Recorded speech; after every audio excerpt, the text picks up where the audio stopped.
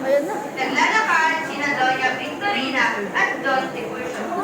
Dumaan ang Doña sa bahay ng Alperes at nagatinginan sila ni Doña Consolacion na humihinggit ng tabako. Madali mantinginan nila sa isa't isa. Hindi ko malaman kung paano sila nabubuhay dito. Ay, nako! Mga ito. Mga walang pinag-aralan. At mapagmalaki pa. Pinuwi mo, nakasalubong natin ay di man lamang nagbibigay ng pugay. Pinuwi mo nga lang sumsero at iturban at turuan ng urbanidad.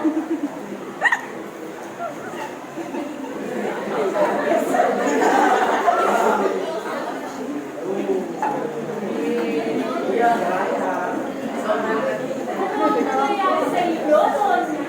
Paano pa ako'y tinitig ng ganyan? Kayo ba'y naiinggit sa akin?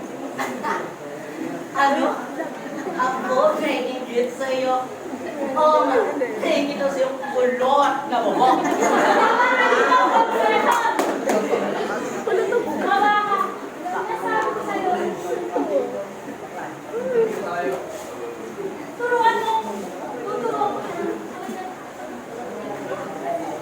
Kilalanin mo ang iyong kausap. Tingnan mo ang pintulan namin. Naglalamigan. Sa aming bahay sa Maynila ay mga alpes ay nasa pintulan. Aba. Nasalan sa si Senyor Puput, hindi nakakapasok ang mga artets. Ang nakakapasok ay ang mga pilanton. Ay, talaga ba?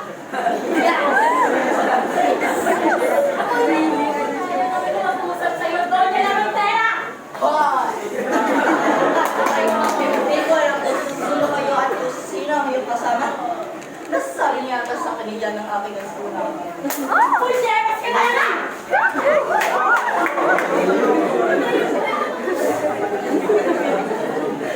Magtama sa akin!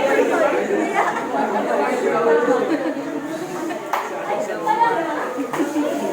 Ganyan talaga ang ugaling na bandera. Mga mapagpanggal!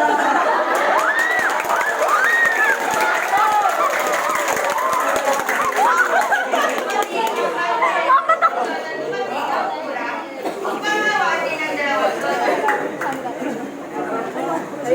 Isang kahiyan! Huwag niyo kami pakailangan. Padre, mabuti pa doon. Kayo rin ako nila. Turuan mo yung asawa mo. Hindi, wala.